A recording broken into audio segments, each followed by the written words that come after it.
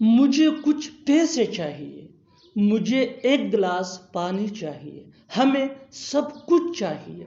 इन जुमलों में हम कह रहे हैं चाहिए यानी ज़रूरत है। इसके लिए आपको यूज़ करना होगा इंग्लिश में नीड।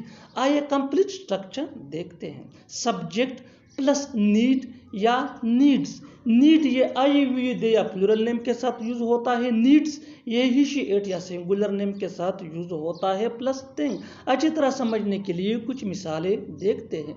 मुझे कुछ पैसे चाहिए यानी मुझे कुछ पैसों की ज़रूरत है। I need some money, I need some money. मुझे एक गिलास पानी चाहिए, I need one glass of water, I need one glass of water. हमें सब कुछ चाहिए, हमें सब कुछ चाहिए यानी हमें सब कुछ की ज़रूरत है। We need everything, we need everything. बिल्कुल फार्मूले को हम स्टेप बाय स्टेप फॉलो कर रहे हैं।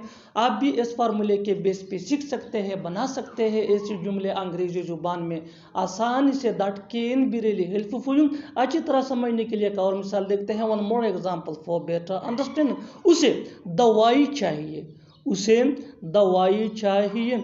He needs medicine, he needs medicine. और आखिर में ये सेंटेंस आपके लिए कमेंट सेशन में इसका जवाब ज़रूर देना। तुम्हें क्या चाहिए यानी तुम्हें किस चीज़ की ज़रूरत है, तुम्हें क्या चाहिए। Subscribe to English PS for more advance English sentence structure.